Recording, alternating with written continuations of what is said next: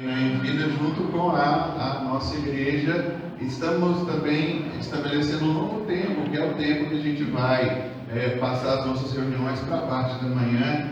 A gente crê que é mais proveitoso, né, para nós como igreja. Também na parte da manhã a gente vai conseguir fazer com mais efetividade o que eu vou pregar para vocês nessa manhã, e que talvez vocês não tenham ouvido, né? Nós vamos falar da ceia do Senhor. É uma realidade que nós encontramos nas Escrituras, e eu trouxe então Lucas 22:19, naquele momento em que Jesus está com seus discípulos e Jesus estabelece a ceia dizendo o seguinte: e tomando o pão, tendo dado graças, o partiu e lhes deu, dizendo: isso é o meu corpo oferecido por vós, fazei isso em memória de mim. Nós encontramos aqui no texto, de uma forma bem clara e bem tranquila, que Jesus então ele parte o pão. Jesus diz que isso aqui é o meu corpo que é oferecido por vós, e fazer isso em memória de mim.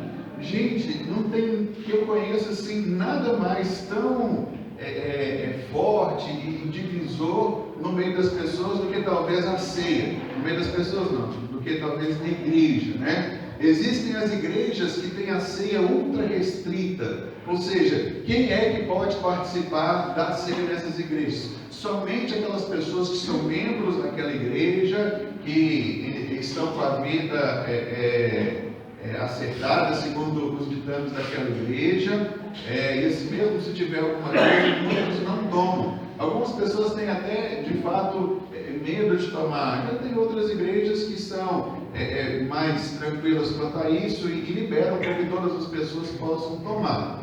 Mas nessa manhã, o meu intuito aqui é quebrar todo e qualquer mito de que um dia já falaram para a gente sobre a ceia, né? Porque a gente vai ver mais para frente uma explicação que Paulo dá, porque Paulo diz que existem o indigno, né? Quer dizer, você tem que se examinar a si mesmo. O que tudo isso quer dizer, né? Existe um medo de alguns tomarem a ceia e acontecer alguma coisa com eles, porque de fato a palavra diz que alguns se tornam réus e se tornam, recebem um juízo por não servir o corpo de Cristo. Mas enfim, o que é tudo isso que a gente ouve falar? E é uma coisa tão simples que Deus estabeleceu pela igreja. E nessa manhã eu só quero compartilhar com vocês uma realidade simples, graciosa, que vai te abençoar. Você vai, no final dessa manhã, ter um novo entendimento, uma nova compreensão. E com isso eu queria trazer um pouquinho mais sobre o que de fato é ser igreja, como é então que a igreja deve se reunir, qual que é o propósito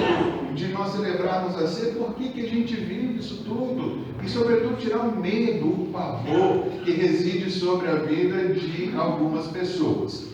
Bom, então nós já vimos aqui que Jesus pediu para fazer isso em memória dele. Então a ceia é algo pelo qual a igreja deve de fato participar, e ela deve se reunir com esse intuito.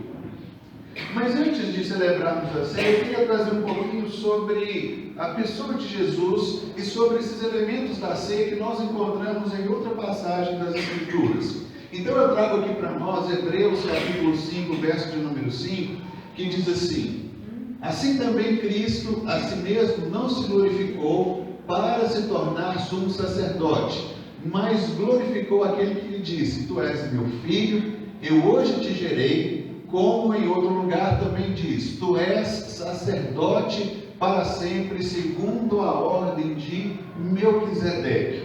É interessante que o texto de Hebreus chama Jesus de sumo sacerdote, e sumo sacerdote segundo a ordem de Melquisedeque.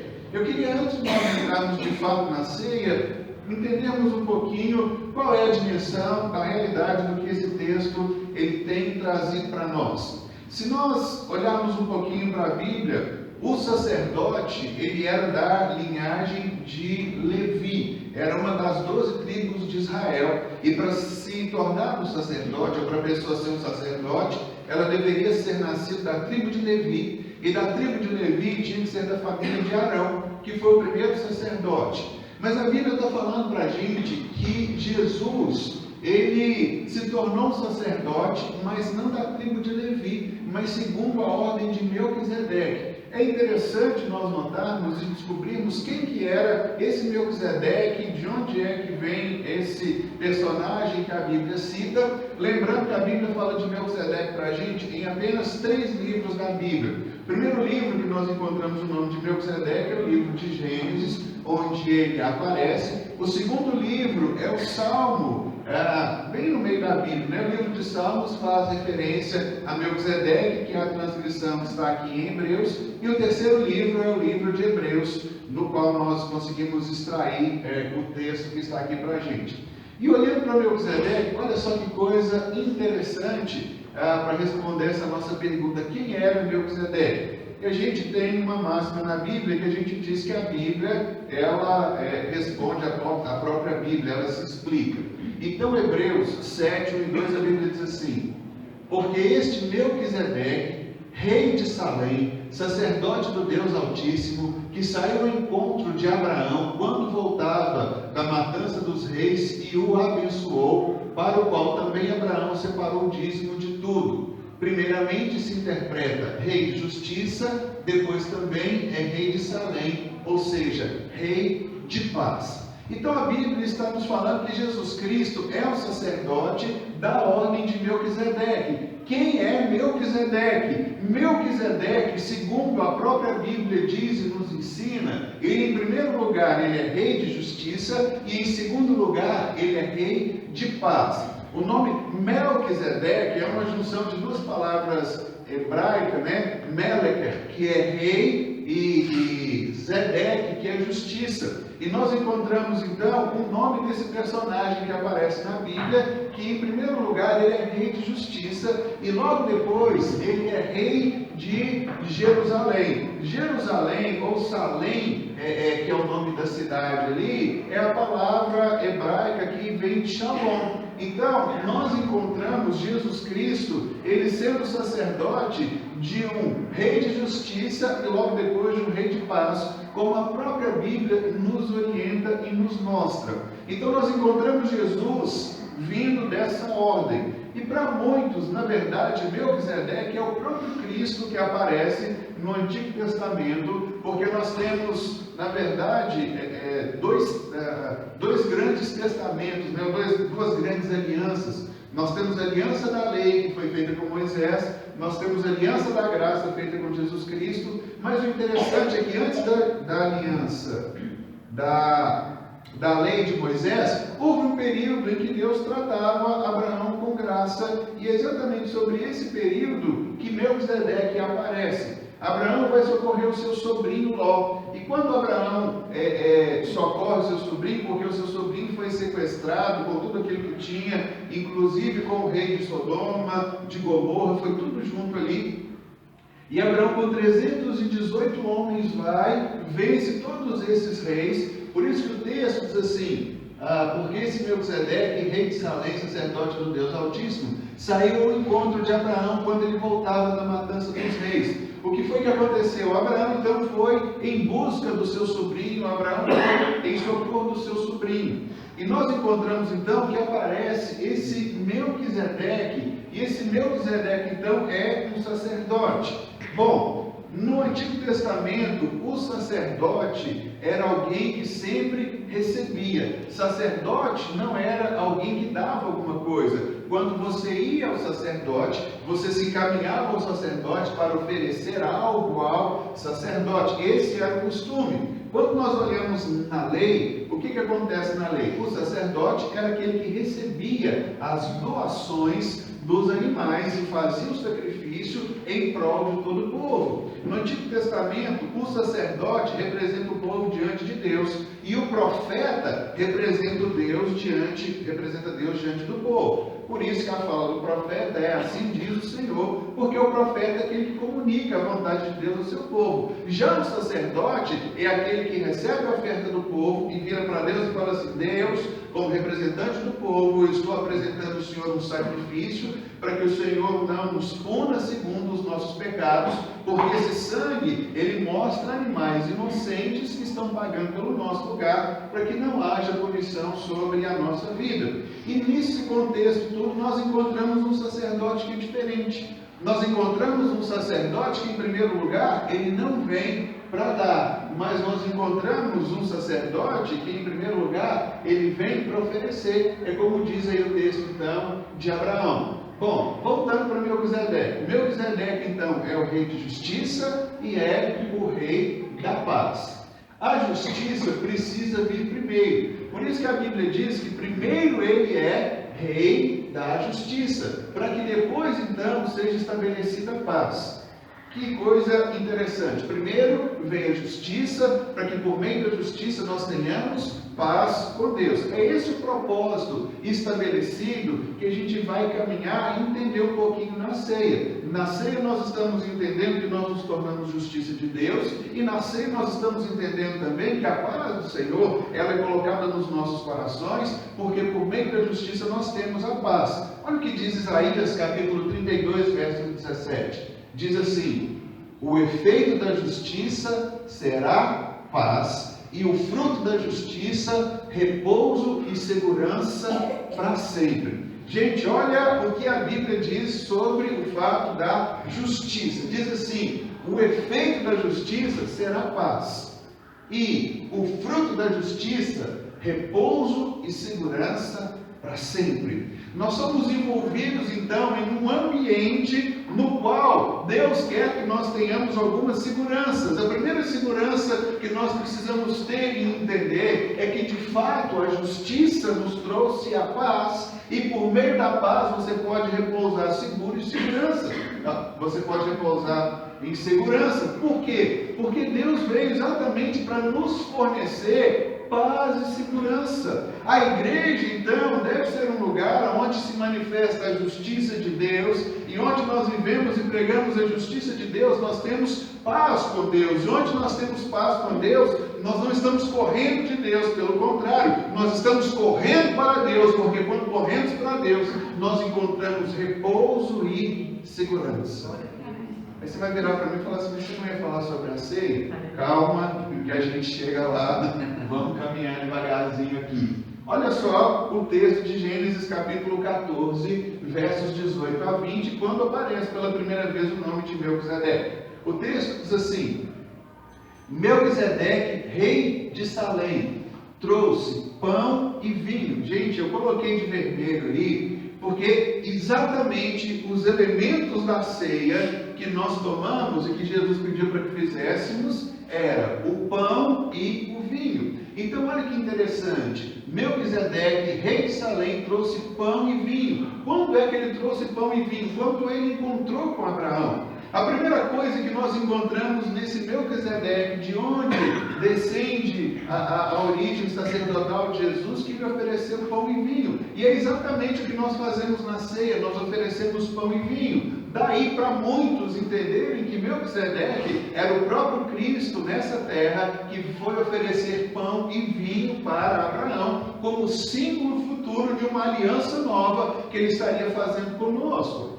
E o texto diz assim: era sacerdote do Deus Altíssimo, abençoou ele Abrão e disse: bendito seja Abrão pelo Deus Altíssimo, que possui os céus e a terra. E bendito seja o Deus Altíssimo, que entregou os teus adversários nas tuas mãos, e de tudo lhe deu a Abrão o dízimo. Olha que coisa interessante essa primeira aparição de Melquisedeque. Então Melquisedeque vai ao encontro de Abraão e oferece para Abraão pão e vinho. Primeiro ele dá, e aí então depois ele recebe o dízimo de Abraão. Primeiro então ele oferece a Abraão. Jesus Cristo então é alguém que vai, em primeiro lugar, nos dar alguma coisa, suprir aquilo que nós precisamos, para depois, então, receber das nossas mãos alguma coisa da qual, de fato, ele pode usar, ele pode aplicar na nossa vida corriqueira. Primeiro, então, ele oferece pão e vinho. Pão e vinho, então, significa que a paz e que a justiça e a paz estão sendo estabelecidos, e com a justiça e com a paz ele agora pode repousar em segurança, porque ele está coberto diante de Deus. Isso que nós precisamos entender nesse primeiro aspecto, desse ponto da caminhada que eu queria ver com vocês. Agora, Hebreus 3:1 diz assim: por isso, santos irmãos, que participais da vocação celestial, considerai atentamente o apóstolo e sumo sacerdote da nossa confissão, Jesus Cristo. Jesus Cristo vem exatamente debaixo dessa comanda, debaixo dessa ordem de Melquisedeque, porque Jesus Cristo não nos pede nada. Jesus Cristo nos oferece em primeiro lugar a sua vida, e Jesus Cristo nos oferecendo a sua vida, Ele nos supre, e uma vez então supridos por Cristo Jesus, é que a gente pode de fato virar e perguntar: Senhor, o que o Senhor quer que eu faça? Por onde a gente vai caminhar? E aí então Ele vem dar dons à igreja e reparte tudo isso para que nós possamos viver essa vida plena. Quando nós participamos da comunhão, celebrando a ceia, estamos proclamando que nós recebemos justiça, paz, repouso e segurança para sempre do Rei da Justiça e Paz, por meio da sua morte na cruz. Daí então o sentido da comunhão. Primeira coisa então que eu queria compartilhar com vocês, o que é que o pão e o vinho simbolizam para nós. Quando participamos então da ceia, nós estamos recebendo, por meio do sacerdócio de Jesus, segundo a ordem de Melquisedeque, nós estamos recebendo justiça, paz, repouso e segurança. Talvez o que eu estou falando para você aqui, eu vou falar com talvez 99% de probabilidade de acerto, nós nunca ouvimos nada parecido com isso. Porque para muitos o momento da ceia é um momento de tristeza em que a gente tem que lamentar, a gente precisa fazer uma série de coisas para poder de fato participarmos daquele pão e daquele vinho. Mas se a gente vai trabalhar desde quando começou Jesus, o sacerdote, trazendo para a gente segundo a ordem de Melquisedeque, ele oferece para a gente pão e vinho, e o pão e vinho vem do Rei da Justiça, que traz para a gente paz, e paz nós caminhamos em repouso e segurança. E dado tudo isso, o primeiro intento da ceia que eu quero que você entenda, é que quando participamos da ceia do Senhor, nós estamos recebendo o quê? Das mãos de Cristo, porque a Bíblia diz: e o seu nome será, maravilhoso. E nós temos a descrição dos nomes de Jesus. Ele é o príncipe da paz. Então, é isso que a Bíblia, em primeiro lugar, quer que nós tenhamos em mente. Essa realidade sobre a obra reveladora de graça de Jesus em nosso favor. Primeiro momento, quando nós participamos da ceia, nós estamos então recebendo da parte do próprio Deus justiça, paz, que nos dá repouso e segurança. Esse é o primeiro aspecto que eu queria compartilhar com você sobre a ceia. Mas tem mais coisa que eu queria que a gente pudesse desdobrar um pouquinho do texto aqui. Pão e vinho são os dois elementos da ceia, os mesmos que Melquisedeque trouxe a Abraão. O pão, ele é feito do trigo. E como é que era feito então o pão na época de Jesus? Olha, primeiro você debulhava o trigo era debulhado, depois ele era misturado com a água. Depois que ele era misturado com a água, aí então ele era batido. E batido era socado com um punho, literalmente, para se fazer então a massa do trigo. Assim que era feito o pão na época de Jesus. Então você debulhava o trigo, pegava o trigo, misturava com água e precisava socar com o punho. Esse era a maneira que se fazia pão naquela época. Então o trigo era de fato socado, era esmurrado, se a gente puder colocar assim, porque isso tudo começa a fazer sentido para a gente, né? O vinho, ele era da mesma forma. forma, para se extrair o suco do vinho, ele era pisado, ele era esmagado para que se pudesse então extrair aquilo que a uva dá, que é o vinho, né? O suco da uva que era dado vinho. Tudo isso é simbolismo para nós do que de fato aconteceu com Jesus Cristo naquela cruz do Calvário. Agora Jesus então senta com os discípulos e Jesus começa a falar novamente sobre o pão e sobre o vinho. Eu trouxe um texto aqui que eu queria compartilhar com vocês, são 4 versículos aqui que a gente encontra em João, e que diz assim, olha, Jesus começa dizendo, eu sou o pão vivo que desceu do céu. Se alguém dele comer, viverá eternamente. Primeira coisa que eu quero que vocês notem, Jesus se intitula o pão vivo que desceu do céu. Então Jesus está dizendo, olha, se alguém come do pão vivo que desceu do céu, Jesus está dizendo, se alguém come de mim, essa pessoa viverá eternamente. E o pão que eu darei pela vida do mundo é a minha carne. Nisso aí a gente costuma embolar um pouquinho esse tipo de coisa. Como que o pão vivo que Jesus nos dá é a sua carne? Como isso é possível? Vamos continuar com a leitura.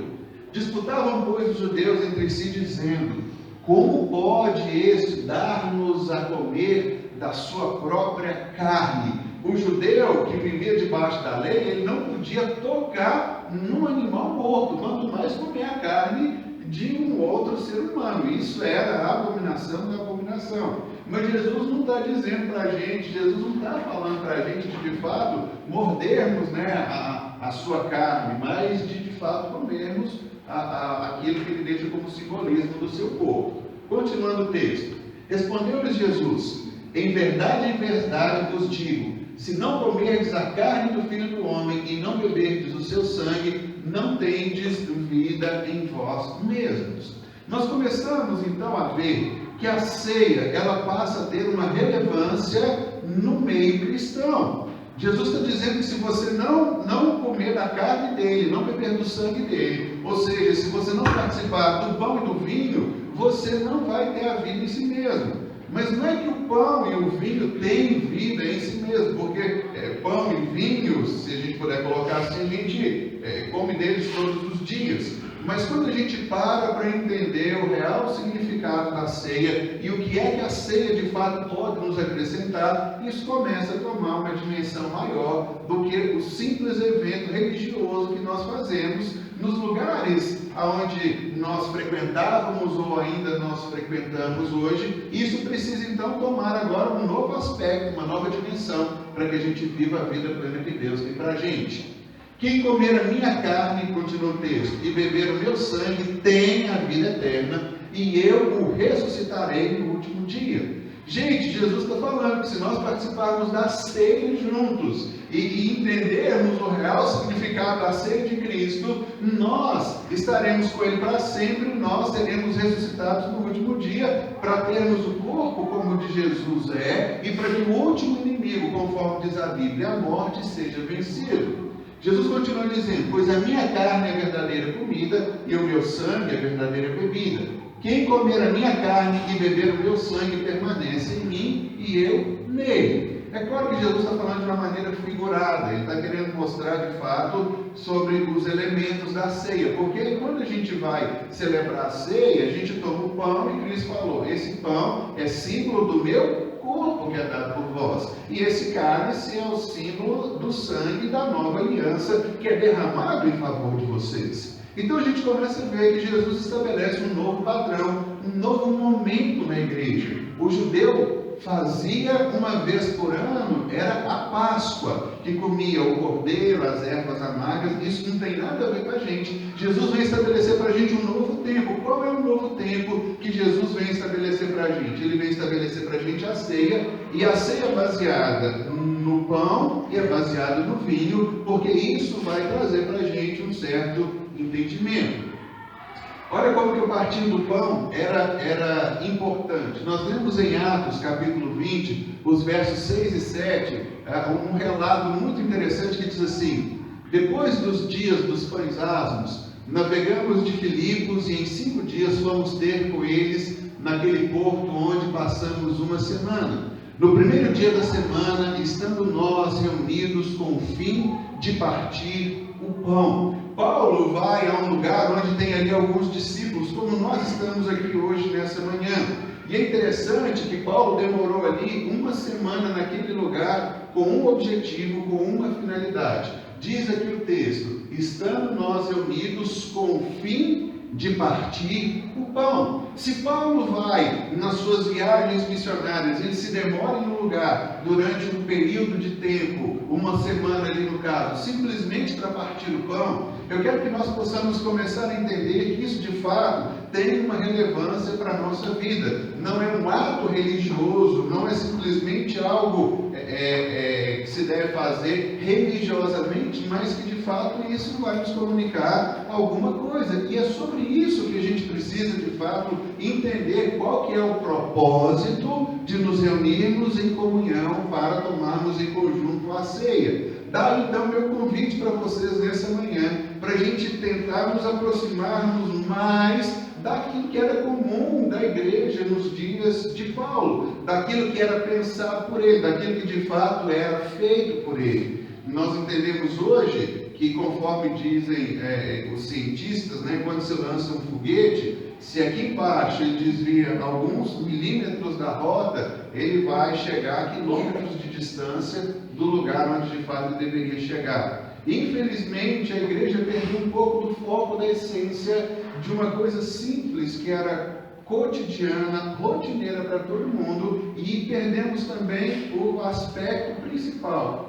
Para que celebramos a ceia? Para alguns era importante, para outros não. Algumas igrejas, como eu disse para vocês, colocam isso com uma restrição altíssima, quer dizer, somente os melhores dos melhores podem participar desse tempo. E o que é então que a ceia vai nos ensinar?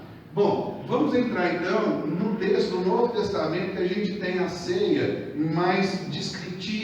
E é sobre isso um pouquinho que eu queria me deter e conversar com vocês nessa manhã. Lembrando que o primeiro exemplo que nós temos da ceia, a ceia nos mostra sobre justiça e paz, que vai produzir para a gente repouso e segurança.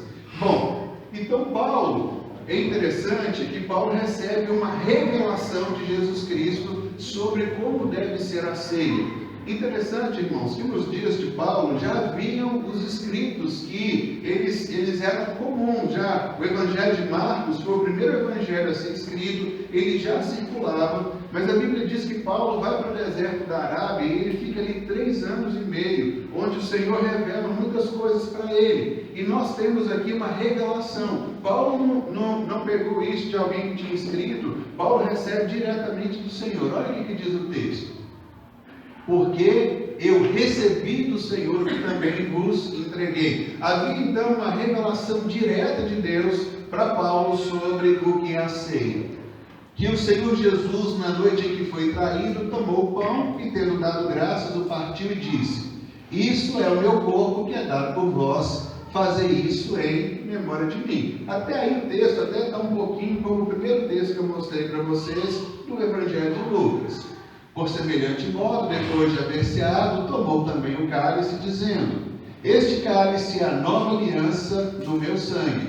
Fazei isso todas as vezes que o beberdes em memória de mim. Até aí também não tem muita novidade, nós vimos isso no Evangelho sendo transcrito.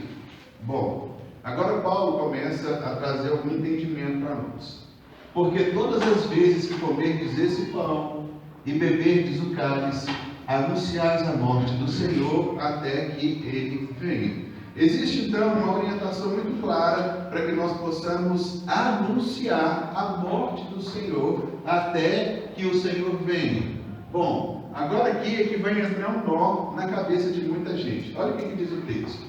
Por isso, aquele que comer o pão ou beber o cálice do Senhor indignamente será réu do corpo e do sangue de Jesus. Aí você vai virar para mim e vai dizer assim: né? E agora? Meu Deus do céu, o que isso quer dizer? E aí é que tem o nó que muita gente então né? Puxa vida, eu olho para a minha vida e eu tenho medo de tomar a ceia, porque o que Paulo diz é o seguinte: quem comer do pão ou beber do cálice indignamente será réu do corpo, será culpado do corpo e do sangue de Cristo, e isso ninguém quer. É aí então que entra um nó na cabeça de muita gente, e é quem é então que pode tomar a ceia. Geralmente as igrejas tradicionais, elas tinham o seguinte costume: você pode tomar a ceia quando você for batizado, porque quando você for batizado, você então faz parte daquela igreja local. Mas nós não encontramos base bíblica para que se tenha essa conduta e para que se possa adotar essa postura. A Bíblia não fala nada de batismo, e batismo não tem nada a ver com participar da ceia do Senhor. Vamos caminhar aqui mais um pouquinho. Examine-se, pois, o homem a si mesmo, e assim coma do pão e beba do cálice. Novamente eu pus em vermelho, caixa alta, o texto que diz: pois quem come e bebe sem discernir o corpo, come e bebe juízo para si.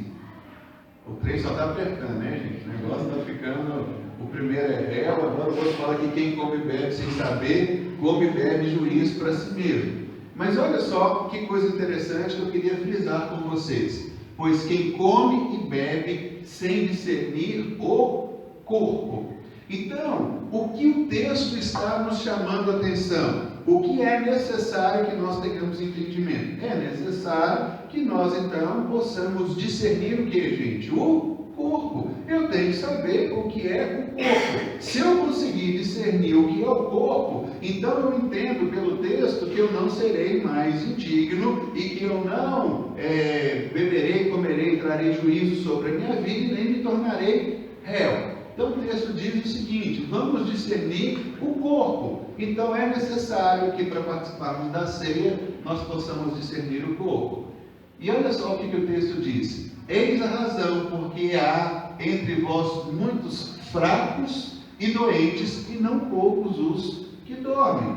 Nós podemos entender então por inferência que quem não discerne o corpo de Cristo, ele então fica fraco, doente e dorme. E dormir aqui é literalmente morrer, o que o apóstolo Paulo diz. Porque se nós julgássemos a nós mesmos, não seríamos julgados. Mas quando julgados, somos disciplinados pelo Senhor para não sermos condenados com o mundo. Assim, pois, irmãos meus, quando vos reunis para comer, esperai uns pelos outros. Aqui também tem uma confusão que a gente encontra na ceia, que é o seguinte, né? Esse esperai uns pelos outros aqui. Então, tem ceia que quando você recebe o pão e o vinho, você pode receber e pode comer. Outros não, outros dizem: olha, esperem todo mundo, então agora todo mundo come e todo mundo beba. Então a gente começa a olhar para um texto bíblico e a gente precisa de revelação de fato, assim como Paulo teve, sobre o que tudo isso quer dizer para a gente. Então primeiro é discernir o corpo, e se eu discernir o corpo, o que é que vai acontecer na minha vida e na minha caminhada. Finalizando o texto: se alguém tem fome, coma em casa, a fim de não vos reunires para juízo. Opa, Paulo está dando mais uma pincelada. Se você tem fome, come em casa. Paulo está dizendo o seguinte: deixa eu perguntar aqui, todo mundo tomou café antes de vir para cá para comer a ceia, para a gente encontrar problema, né? Não, gente, não é bem isso não. Mas eu vou explicar para vocês, né? Então ele fala, ó, come em casa, né? Quer dizer, não vai para a ceia para fazer alguma coisa do qual o juízo vocês estão reunindo para que isso aconteça na vida de vocês, né? Quanto às demais coisas, eu as ordenarei quando for ter convosco. Bom, então aqui está o texto principal, 1 Coríntios capítulo 11, a partir do verso número 23, quando nós encontramos algumas instruções da ceia. Bom, então coloquei aqui: reunir para juízo e se tornar réu do corpo de Cristo. Aí eu faço duas perguntas, né? É a ceia perigosa? Meu Deus do céu, eu não quero participar disso nunca mais na minha vida, deixa eu sair correndo. Ou o que isso então quer dizer? Então, vamos caminhar aqui. Olha só. Primeira coisa, você se torna réu do corpo. Vamos ver o que foi que Jesus nos explica sobre isso. Evangelho de João, capítulo 3, versos 17 e 18. Eu sempre costumo dizer que João 3,16, todos nós sabemos dizer de cor, né? Porque Deus amou o mundo de tal maneira que deu seu Filho unigênito para que todo aquele que nele crê não pereça, mas tenha a vida eterna. Verso 17 que a gente não conhece tanto quanto o 16. Porquanto Deus enviou o seu Filho ao mundo, não para que julgasse o mundo. Peraí, opa. Jesus está falando que ele não veio para julgar o mundo, olha só, mas para que o mundo fosse salvo por meio dele. Então o que Jesus veio fazer, gente? Jesus veio salvar, ele não veio para julgar. Beleza. Diz aqui o texto: quem nele crê não é julgado. O que a Bíblia está falando? Que quando eu creio em Jesus, eu não passo por julgamento. Graças a Deus. É o que eu costumo dizer aqui no seminário, né? No Reinar em Vida. Olha, se vai aparecer um telão da nossa vida, aquele dia que a gente for lá no céu e tudo, ou o telão vai aparecer vermelho, pelo sangue de Jesus derramado, ou ele vai aparecer branco, porque não consta mais nada contra a nossa vida. Então o texto é claro, olha, quem crê em Jesus não é julgado. Você não será julgado um dia quando comparecermos diante de Deus, porque Jesus já assumiu a nossa condição. Bom, se eu não vou ser julgado, como é então que eu posso me tornar réu, conforme o texto de 1 Coríntios, de tomar a ceia? Beleza, vamos desvendar o nome, né? Terminando o texto: o que não crê já está julgado, porquanto não crê no nome do unigênito de Deus. Bom, o problema todo que Paulo diz ali no texto é comer de uma forma indigna, é se tornar indigno. O que é isso? Bom, vamos ver então, antes, quando Paulo reprova o ajuntamento dos coríntios para celebrar a ceia. O texto de 1 Coríntios que eu trouxe para vocês é a partir do verso número 23. Vamos voltar um pouquinho antes do verso de número 23, que diz assim, olha, os versos 20 e 22. Quando, pois, vos reunis no mesmo lugar, não é a ceia do Senhor que comeis. Paulo começa dizendo o seguinte: aquilo que os coríntios chamavam de ceia do Senhor não é ceia do Senhor. Então ele começa dizendo: quando, pois, vos reunis no mesmo lugar, não é a ceia do Senhor que vocês estão comendo. Porque, ao comerdes, cada um toma antecipadamente a sua própria ceia. Qual que era o problema desse ajuntamento então? É como hoje aqui, cada um trouxe o seu prato, e aí nós não vamos comer o que a gente trouxe, a gente vai compartilhar com o outro. E esse é o intento da ceia. Só que Paulo diz o seguinte: tem gente que chega para a ceia mais cedo e começa a beliscar aquilo que trouxe, e começa a beber aquilo que trouxe. Então Paulo está dizendo que ao comer, cada um toma antecipadamente a sua própria ceia. O povo chegava para a reunião e comia aquilo que trouxe sozinho, né? E há quem tenha fome, e ao passo que há também quem se embriague. Opa, agora a gente começa a entender o que Paulo diz, o que é uma forma digna e o que é uma forma indigna. O que Paulo está dizendo para os coríntios? Paulo está dizendo assim: gente, pelo amor de Deus, isso aqui não é um ajuntamento para celebrar a ceia do Senhor. Por que não é um ajuntamento? Porque no nosso meio nós temos gente que está passando literalmente fome, trabalhou um dia inteiro, chegou aqui e não tem nada para comer, ao passo que tem gente que sai do nosso meio embriagado. E aí, gente, para ficar embriagado, eles tinham que tomar uma boa quantidade de vinho. Então dá para entender o que era a reunião que eles tinham. Então Paulo está dizendo: uns morrem de fome, outros estão empaturrados e embriagados com tudo isso que está acontecendo. Aí de novo ele fala, né? Não tem porventura casas onde vocês podem comer e onde vocês podem beber? Ou menosprezais a igreja de Deus e envergonhais os que nada têm? Que vos direi? Louvar-vos-ei? Nisso certamente não vos louvo. Então Paulo está dizendo o seguinte: olha, vocês vão para uma reunião, e quando eu vejo a reunião de vocês acontecendo, o lado de cá está com fome, o lado de cá está embriagado, e o lado que está passando fome ainda sai envergonhado, porque eles saem com fome, porque eles não tinham nada com que eles podiam contribuir para que a ceia acontecesse. Então nós começamos a entender que Paulo está dizendo o seguinte: olha, isso é comer a ceia de uma forma indigna, quando nós não sabemos exatamente o que é que está acontecendo. Qual é o motivo da nossa reunião? Para que é que nós vamos nos assentar e como é que nós iremos então celebrar a ceia? Qual é então o ganho disso tudo para nós? Primeiro aspecto da ceia é que a ceia nos é dada por aquele que é descendente, segundo a raiz de Melquisedeque. Nós recebemos a justiça que nos dá paz, e por ter paz nós temos agora uma segurança e um cuidado todo especial da parte de Deus. Mas eles não entendiam isso quando eles se reuniam para celebrar a ceia. E Paulo coloca mais um agravante aqui, que eles não conseguiam discernir o corpo de Cristo. Então Paulo mostra que eles estavam se empanturrando e se embebedando, ao passo que havia pessoas com fome. Chama isso de qualquer coisa. Nós vamos fazer um churrasco, nós vamos beber um vinho, nós vamos fazer qualquer coisa, menos celebrar a ceia do Senhor. E Paulo então orienta: pois quem come e bebe sem discernir o corpo, come e bebe juízo para si. Vamos entrar então no nome. O que é então discernir o corpo, ou quem é que traz juízo para si?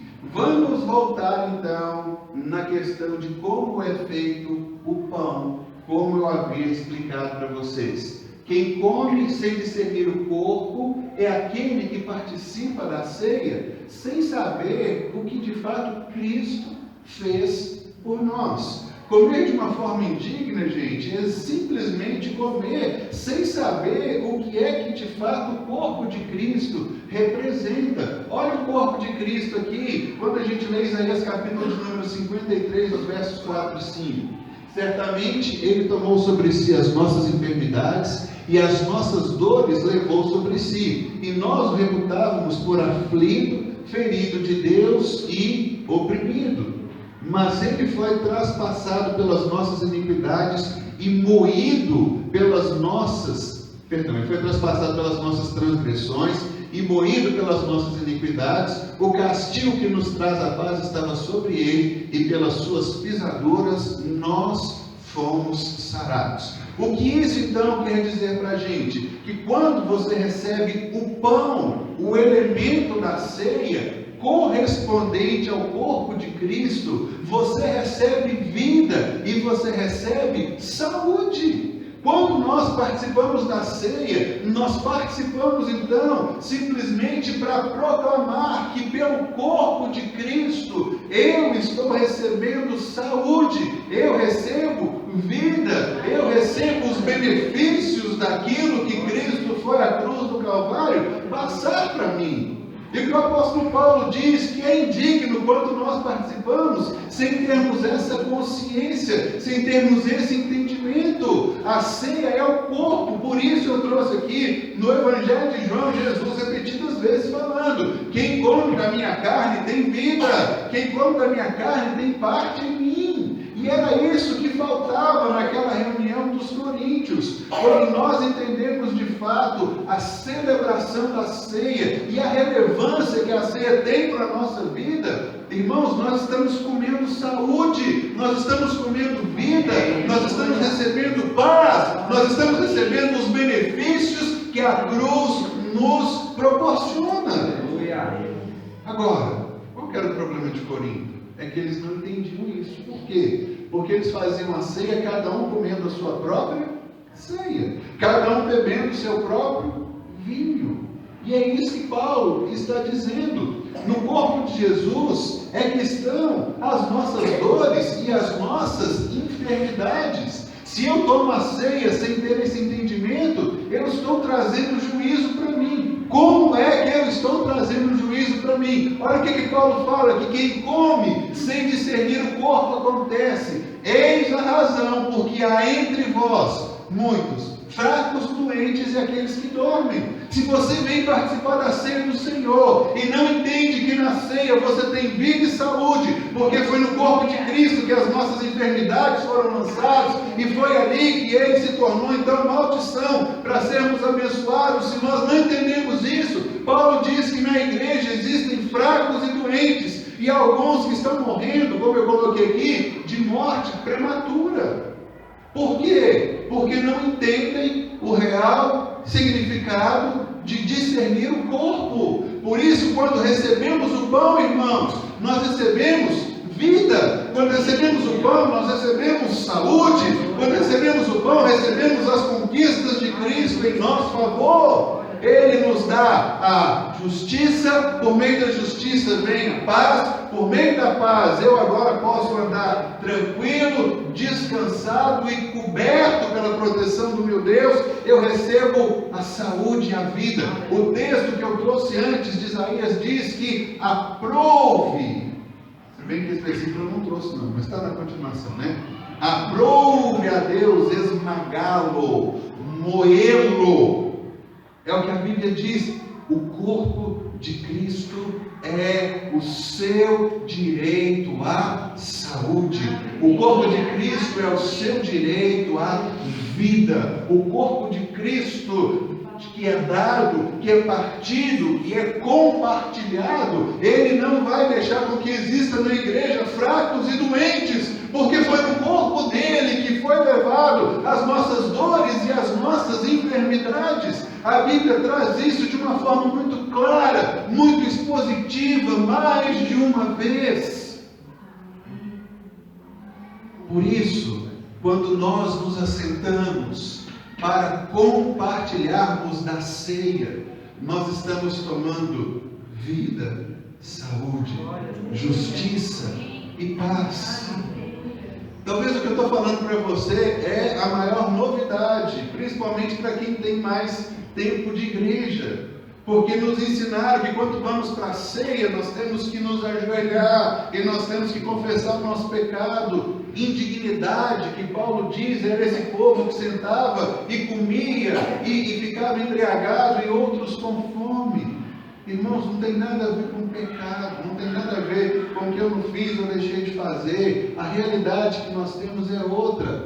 Na ceia, nós precisamos então discernir duas coisas. Primeiro, em seu corpo Ele carregou as nossas dores e enfermidades. E segundo, o seu sangue foi derramado para o perdão dos nossos pecados. Olha só, Mateus 26, 28. Porque isso é o meu sangue. Jesus celebrando a ceia com seus discípulos. É o cálice que Ele compartilhou. Pois isso é o meu sangue. É o sangue da nova aliança derramado em favor de muitos para a remissão dos pecados. O que é que a ceia então contempla, queridos? A ceia nos lembra que quando tomamos o vinho, né? No nosso caso a gente toma o suco de uva, mas enfim é um simbolismo. Quando nós tomamos o suco, nós estamos querendo dizer que eu não tenho mais pecado diante de Deus, ou seja, que eu sou justo. Porque eu sou justo, eu tomo o cálice então, lembrando para mim isso, que os meus pecados foram derramados. Ceia, irmãos, não é ocasião para a gente ajoelhar, chorar e arrepender. Ceia é para a gente tomar o cálice dizendo: obrigado, Jesus, porque o teu sangue me lavou de todos os meus pecados.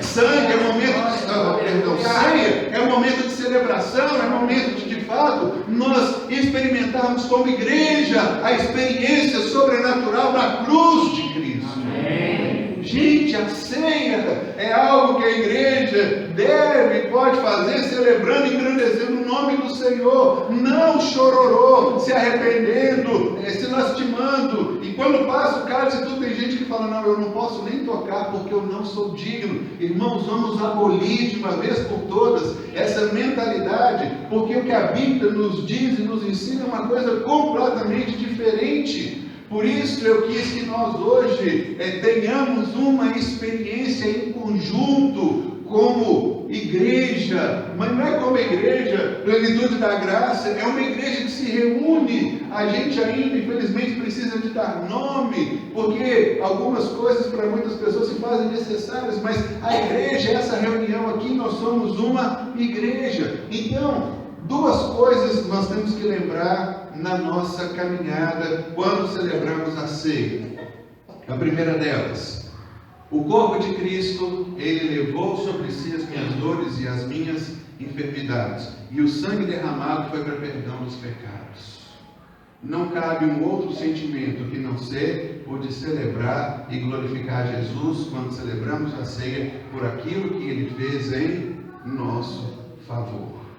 O nó, eu creio que está desfeito, desatado da confusão que muita gente vê naquela palavra: quem come e bebe sem discernir o corpo de Cristo. É exatamente porque quem come e bebe sem discernir o corpo de Cristo, ele vai trazer para si as consequências. Porque ele vai ficar doente, enfermo e vai morrer cedo, uma morte prematura, porque ele não está entendendo e recebendo aquilo que Cristo fez para ele. O nosso seminário, o Reinar em Vida, ele é montado em cima de duas premissas: justiça e graça. Justiça e graça você não trabalha, justiça e graça você não compra, justiça e graça você não se torna merecedor. Você precisa ser humilde ou vulnerável, como as mulheres aprenderam ontem aqui à noite, para receber.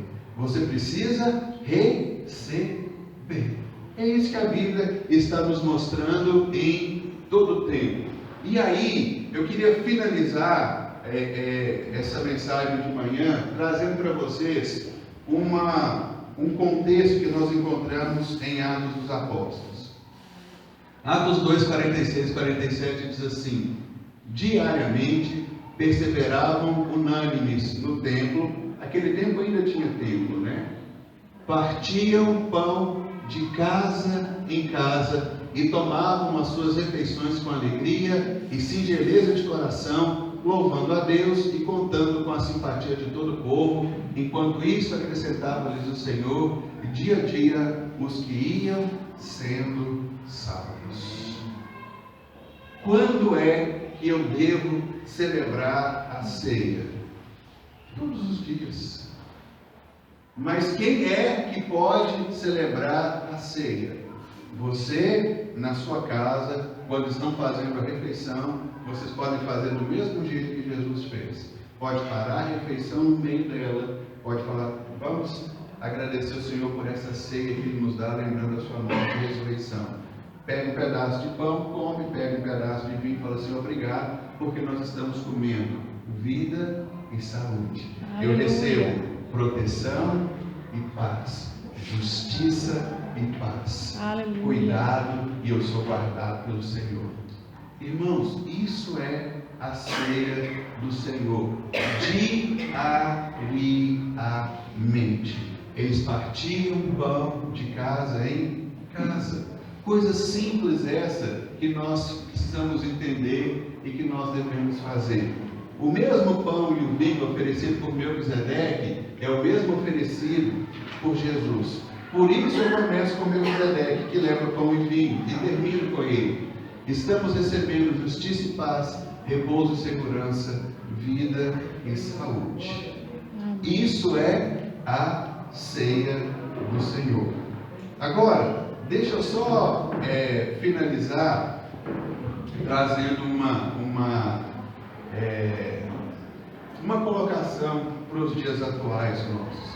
Irmãos, se o apóstolo Paulo viesse no nosso meio hoje e ele fosse convidado para participar da mesa do Senhor, ele iria chegar aqui e ele não veria o que tem ali em cima daquela cozinha nossa ali. Não veria um monte de prato, um monte de coisa que todos vocês trouxeram. Ele não veria nada daquilo. Paulo iria perguntar assim: gente, mas nós viemos aqui para celebrar a ceia ou não? Irmãos, nós vivemos hoje um tempo que nós desviamos muito, aquela história de sair um pouquinho lá no começo e chegar muito distante no final, né? Por que eu falo que nós desviamos? Porque para muitos irmãos, a ceia é um lugar onde você vai para você ser servido. E é interessante que muitos, até para poderem pegar no cálice, né, no caso os diáconos, e aquela coisa toda, tem que ter um preparo, o cara tem que ser ordenado diácono, quem faz a ceia, celebra a ceia, tem que ser ordenado pastor, se não for não pode. Nós não encontramos absolutamente nada disso na Bíblia. Se Paulo chegasse no nosso meio hoje, ele ia ficar assustado e iria dizer assim: mas como que é isso? E daí então, nós vamos celebrar a nossa ceia hoje. Nós temos aqui na igreja as nossas irmãs que trabalham com a questão de eventos. E elas ficaram na minha cola e no meu pé. Pastor, como é que nós vamos fazer um negócio desse? A comida vai esfriar, a coisa vai ficar assim, assim. Eu falei, gente, fiquem tranquilos. Eu quero que os irmãos tenham uma experiência com a ceia. Como é que acontecia a ceia nos dias de Paulo? Cada um vinha para a reunião, cada um trazia algo e cada um compartilhava com o outro.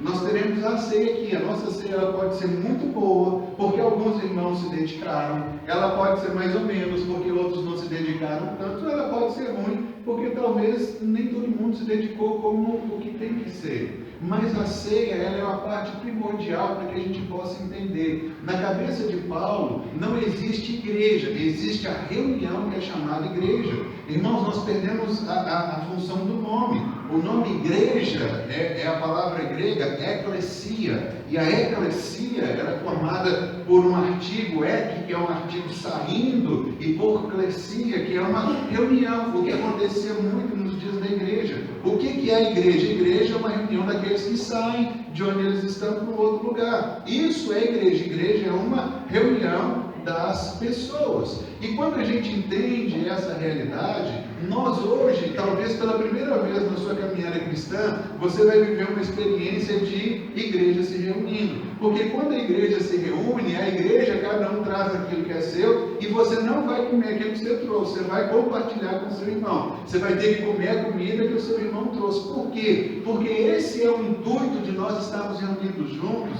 e de entendermos quem é que nós somos, o que é que nós fazemos, como nós partilhamos. Então, na cabeça de Paulo, a igreja se reúne. Quando a igreja se reúne, a igreja que faz a coisa acontecer. Nós temos muito essa ideia de self-service, né? Eu vou ali porque aqui eu sou servido melhor, ali eu tenho um louvor melhor, ali eu tenho um cantor melhor, lá tem uma pregação melhor. Não, nós quando nos reunimos é que fazemos a igreja acontecer e a igreja viver. Por isso, eu falo com as irmãs, eu falo, deixa eu pregar primeiro, aí vocês vão entender qual que é o sentido de nós termos uma ceia, como nós estamos fazendo hoje. É cada um trazendo uma coisa e compartilhando com todo mundo. Isso era a ceia do Senhor. E aí ninguém vai sair daqui com fome. Se você não trouxe nada, por favor, não se sinta constrangido e envergonhado. Você vai participar da agenda do mesmo jeito, da mesma forma, da mesma maneira, porque nós estamos aqui nos reunindo como igreja para compartilharmos um bem comum. O nosso bem comum não é o alimento que nós temos, o bem comum é Cristo Jesus, Amém. que é o nosso Senhor. Então você vai poder passar ali, vai poder pegar nas panelas o que você quer, escolhe aquilo que está ali, tudo, senta e come e compartilha, e podemos conversar, e podemos ter um tempo nosso de comunhão, porque esse é o intuito da igreja.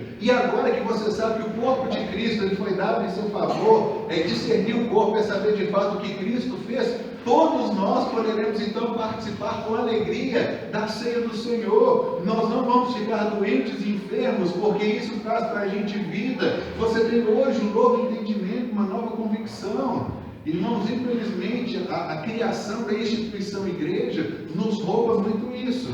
Por isso, quando você vai para a igreja, geralmente, você encontra tudo pronto ali. Então, você encontra o pão e o vinho tudo cortado, chega, dá para você, você levanta e vai embora. Não é esse o significado da ceia. A criação de igreja nos rouba muita coisa, nos rouba a identidade como povo. Hoje, você aqui é igreja porque hoje você trouxe e haverá um compartilhar. Né? Isso acontece também nas contribuições que nós encontramos. Na nossa cabeça, nós estamos contribuindo para a igreja. Nunca na cabeça de Paulo isso ia passar. Você não contribui com a igreja, você contribui com o líder, com a pessoa. Então é tirado a instituição. As referências que nós temos no Novo Testamento sobre a ajuda, os dízimos e as ofertas, o que Paulo fala é o seguinte: se eu compartilho com vocês coisas espirituais, eu sou merecedor de receber coisas naturais, ou seja, sustento da minha vida. O que Paulo diz é: sejam dignos de duplos honorários aqueles que vos presidem. Paulo está falando então que quem compartilha a palavra, que quem está na frente, quem é o pastor, ele pode ser digno de receber duplos honorários. Então sempre há alguma coisa pessoal. O seu vínculo não é com a instituição. Daí hoje a gente dá muito mais importância para o prédio, porque a gente chama o prédio de igreja. Então a gente quer o nosso prédio bonito, a gente quer o nosso prédio funcional, mas e aquele que compartilha a palavra? Será que ele é suprido? Será que as suas necessidades são supridas? Ele tem tudo para ir para sua casa para ele se dedicar à palavra? Então são essas coisas que nos foram roubadas. Então hoje, em nome de Jesus, vamos ter a nossa experiência. Em nome das irmãs aqui da igreja, eu já quero falar com vocês que se a coisa não estiver quentinha, se o seu frango esfriou, se o que o outro trouxe, irmãos, releva isso. Mas em nome de Jesus, vamos ter uma experiência de nos assentarmos pela primeira vez como igreja. E nós estamos participando de uma coisa que é a igreja, filhos. Eu não paguei, isso aqui não é um restaurante, me entendam bem. Pode ir em restaurante, irmãos, pode participar do que quer, não tem problema, mas o que a gente precisa entender é que quando nos reunimos, nós somos igreja, e quando nos reunimos como igreja, nós estamos aqui para receber aquilo que Cristo nos trouxe e para a gente poder compartilhar aquilo que Ele nos tem dado. Primeiro vem o pão e o vinho, e depois a gente então compartilha. Hoje ainda não vamos fazer 100% não, que é a nossa primeira experiência. A gente tem ali o pão e o vinho. Eu queria que a gente pudesse celebrar a nossa ceia, a do Senhor, aquela separada ali, porque na verdade é no meio da comida, mas acho que vamos devagarzinho, né? Vamos aos pouquinhos para a gente começar.